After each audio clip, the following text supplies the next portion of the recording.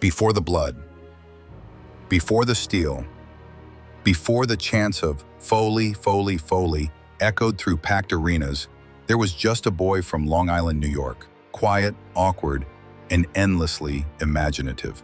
That boy's name was Michael Francis Foley, but the world would come to know him by many other names: Cactus Jack, Mankind, Dude Love, and simply Mick Foley, the man who gave everything for the crowd.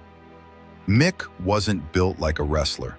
He wasn't muscular, he wasn't chiseled, he didn't have the cocky charisma or model looks that defined the superstars of the 1980s. But what he did have was heart.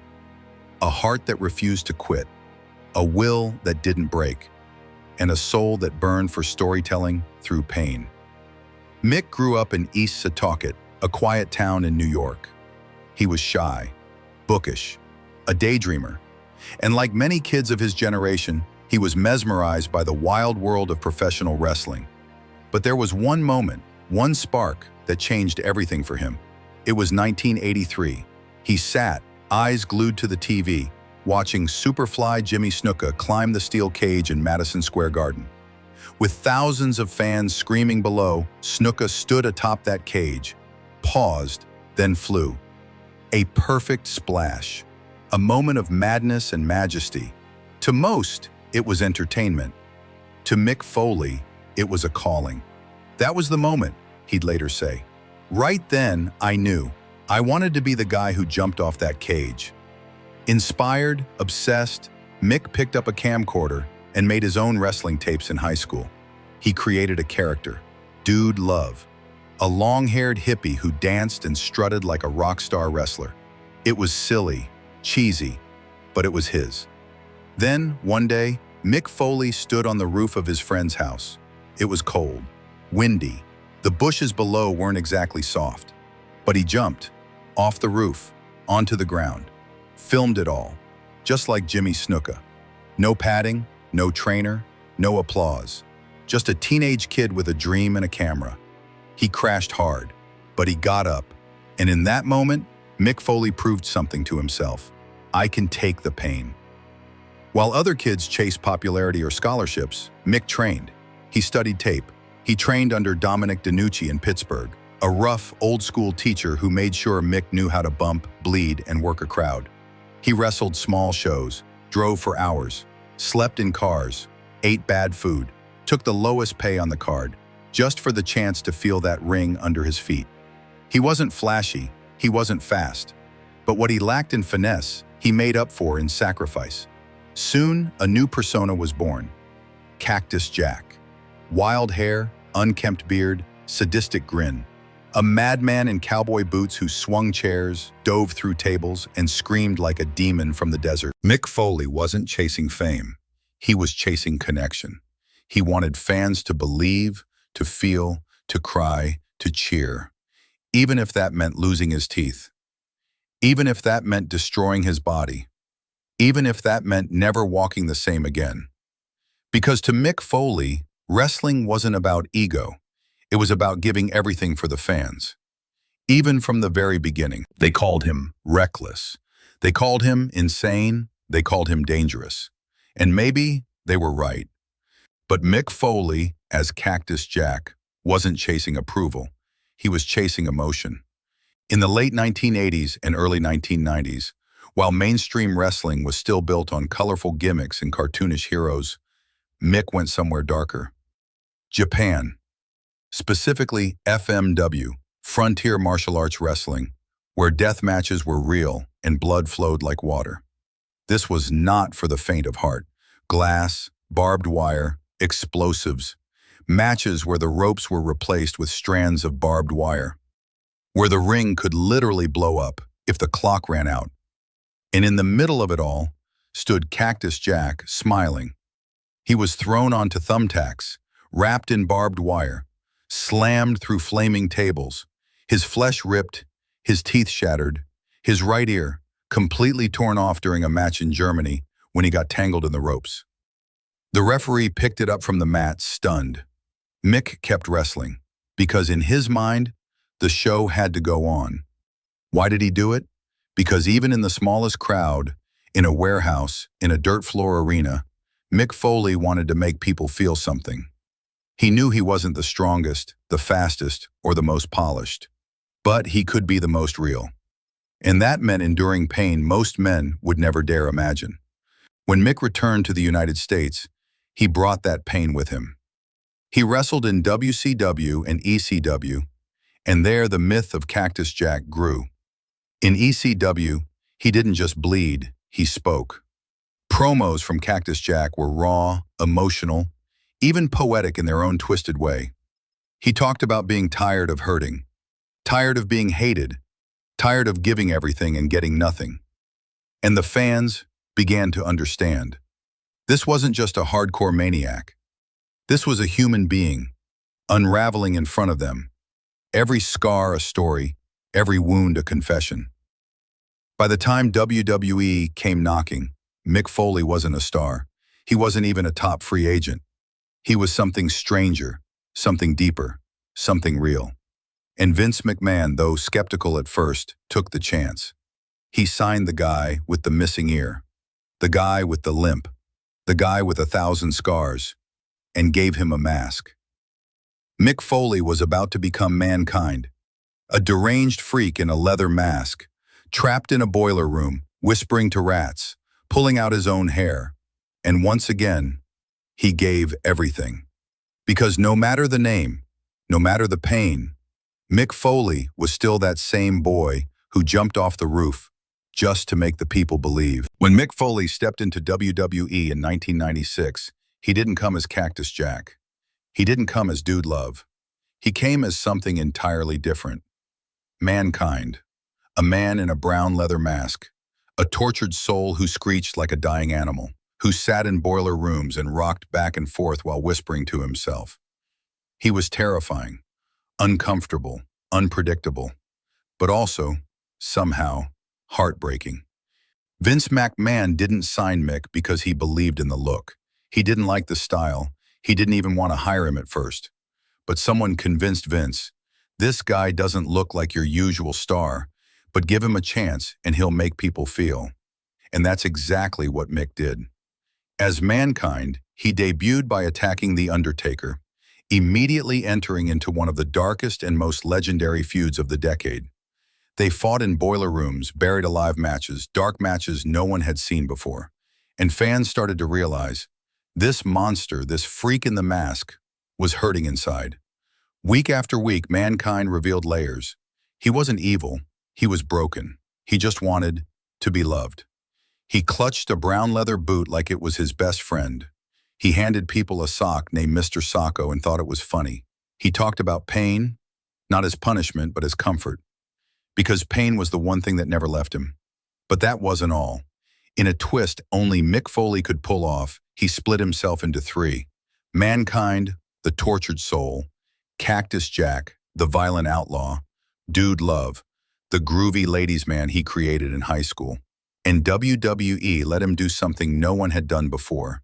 He appeared as all three personas, switching between them not just for gimmick's sake, but to tell different emotional truths. Mankind fought from pain, Cactus Jack fought for survival. Dude Love fought to escape reality. In 1997 and 1998, Mick Foley wasn't just part of WWE, he was changing what WWE could be. You didn't have to be perfect.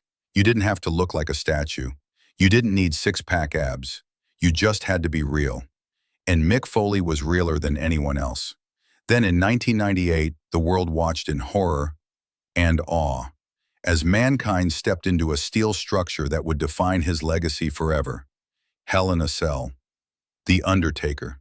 King of the Ring. And Mick Foley was about to do the unthinkable. It was June 28, 1998.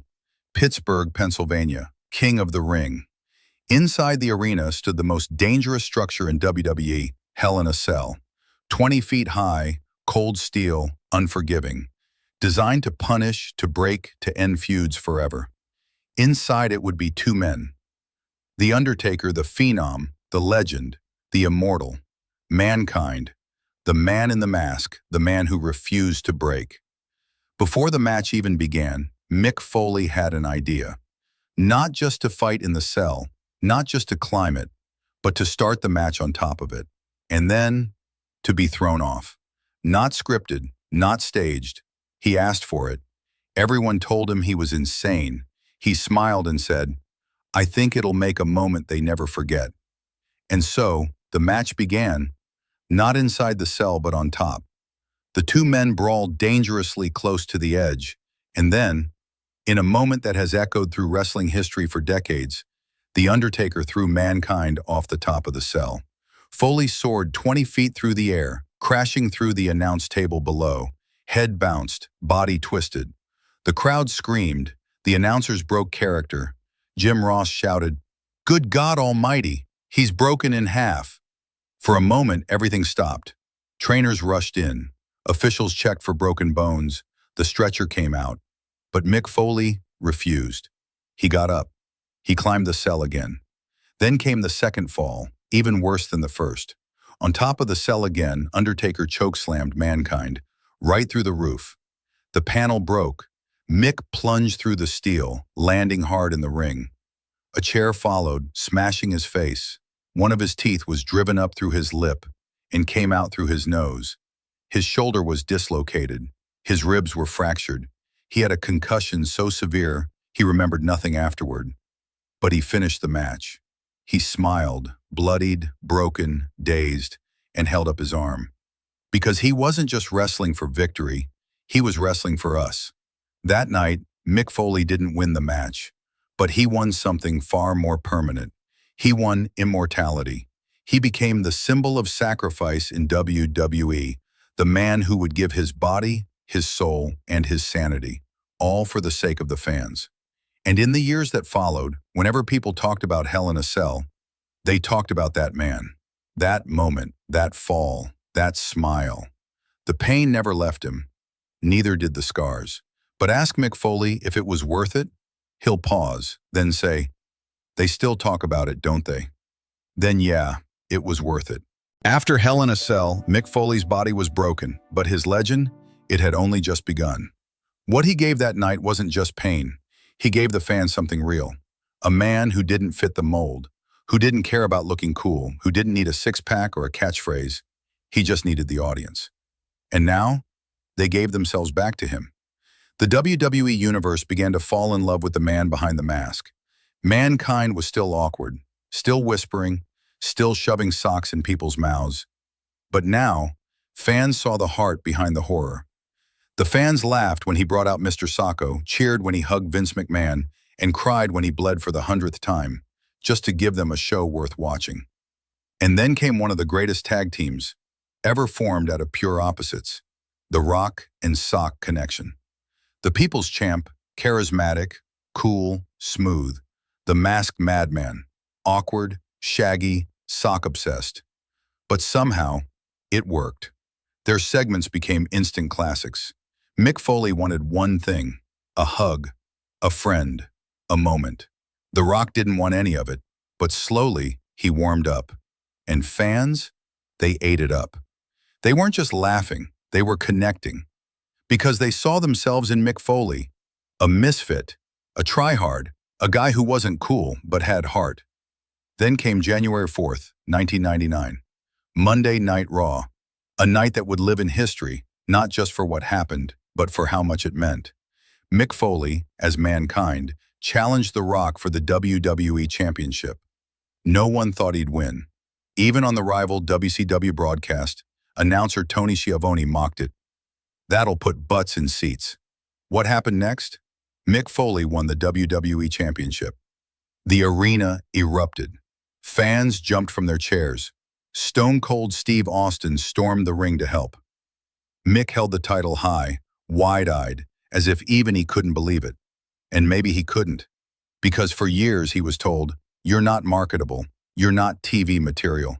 You're not championship material." But on that night, he stood tall. He was the champion. He was our champion.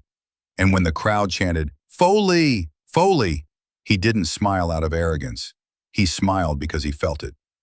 That love, that respect, that beautiful connection between performer and audience. He'd bled for it. He'd been laughed at for it. He'd nearly died for it. But in the end, it was all worth it. "Have a nice day," he'd always say. And after that moment, we truly believed he meant it. For years, Mick Foley had told his body what to do. Jump off this, crash through that, take the fall, take the chair, get up, smile, and it obeyed, again and again, until it couldn't anymore. By the early 2000s, Mick Foley was living in constant pain. His hips were deteriorating, his knees were damaged beyond repair, his spine ached every morning, his fingers didn't fully close. His memory began slipping, blurry spots in interviews, moments he couldn't recall in the ring. It wasn't just pain anymore, it was cost. Every chair shot, every bump on concrete, every dive from the top rope, it all added up, and the debt was coming due. But Mick didn't quit right away, because for him, walking away from wrestling wasn't like flipping a switch. It was like losing a limb. This was the world where he felt alive, where he felt seen. Still, he knew he couldn't give fans everything forever. So he made a decision. One last match. At WrestleMania 2000, Mick Foley returned. One last run, one last shot at glory. In a brutal, fatal four-way match for the WWE Championship. He didn't win, but he stood tall. And when he walked backstage covered in sweat and pain, he whispered goodbye. Or so he thought. Because when you love something that much, it's hard to stay gone. Mick would return in short bursts, not as a full-time wrestler, but as a storyteller, a mentor, a special attraction. In 2004, he faced Randy Orton in a legendary hardcore match at Backlash. Even years past his prime, Mick Foley stole the show, wrapping himself in barbed wire, leaping onto thumbtacks, dragging Orton into a war. And the fans? They loved him more than ever, because he wasn't fighting to prove anything anymore. He was fighting because he still loved them. But eventually, even moments like that became too much. The body whispered, then it screamed, then it shut down. So Mick did something even more surprising than jumping off a cage. He stopped. He became something wrestling had rarely seen, a wrestler who stepped away, with grace. But Mick didn't disappear. He became an author, writing best-selling memoirs that showed fans the man behind the scars. He became a speaker, sharing stories of pain, hope, and laughter in auditoriums and classrooms. He became a voice, not just for himself, but for causes he believed in: anti-bullying, children's charities, women's rights, mental health. He didn't just step away from the ring, he stepped forward into a different kind of spotlight. One where he didn't need to bleed, to be heard. When Mick Foley took off the mask, when he hung up the flannel shirt, when the crowds were gone, he didn't disappear. He just went home. To his wife Colette, who had stood by him through every chair shot, every stitch, every brutal night on the road. To his children Dewey, Noel, Michael, and Huey, who grew up watching their father throw himself through tables, then come home with a limp, a hug, and a smile. To them, he wasn't a hardcore legend. He was just Dad. The dad who read them bedtime stories in a raspy voice. The dad who helped with school projects with stiff fingers. The dad who wrote funny Christmas letters to make them laugh, even if he was in pain. But one of his closest bonds was with his daughter Noelle. She watched her father not just in the ring, but in life. Always giving, always caring, always present. And when she grew up, wanting to enter the wrestling business in her own way, Mick didn't push. He supported, not with fame, but with love. He became her biggest cheerleader, her advisor, her soft place to land. Because even after all the wars he fought in the ring, his greatest battle was protecting the ones he loved. Off camera, Mick Foley became something rare, a man who had every reason to become bitter, but chose compassion. He donated to children's hospitals quietly. He visited Make-A-Wish kids even when it hurt to walk. He spoke out for victims of abuse, bullying, and inequality. He made people laugh, even as he limped. He inspired them, even as he forgot parts of his own past. And in every story he told, whether in books, interviews, or on stage, there was always a message underneath. You don't have to be perfect. You just have to care. That was the legacy he was building now. Not just barbed wire and hell in a cell, but kindness, empathy, and real human connection. In a world full of egos and flash, Mick Foley was still that same kid who jumped off the roof, not to get famous, not to get rich, but to make someone feel something. Mick Foley was never supposed to be the guy. He didn't have the look, he didn't have the voice, he didn't play politics, he didn't care about spotlight, but somehow he became unforgettable. Not in spite of those things, but because of them. In 2013, Mick Foley was inducted into the WWE Hall of Fame. He stood on stage in his suit and flannel, laughing, smiling, emotional. No mask, no gimmick, just Mick. The crowd chanted his name. Wrestlers from every era stood to applaud. Not for his titles, not for his promos, but for what he gave. Everything. He didn't just break his body, he broke the mold. He proved that you could look different, talk different, be different, and still be a hero. Today, when young wrestlers step into the ring with a dream, many of them don't model themselves after The Rock or Cena. They look to Mick Foley, because he taught them something more important than how to win. He taught them how to connect. In locker rooms, Mick's name is spoken with reverence. In fan circles, he's remembered with warmth. And in moments of doubt, pain, or fear, people still quote him with a smile. Have a nice day. And here's the thing, that phrase wasn't a joke. It wasn't a gimmick. It was real. It was a wish from a man who knew pain deeply, but still chose kindness. Mick Foley will always be remembered as the man who fell off the cell, the man who took the pain so others could feel joy. But more than that, he'll be remembered as the man who cared, about the audience, about his family, about people, even when it hurt, especially when it hurt. So here's to the man with three faces, the king of hardcore, the gentle madman, the father, the author, the broken body with the unbreakable heart, Mick Foley. Not a perfect man, but a man who was real, and that made him legendary.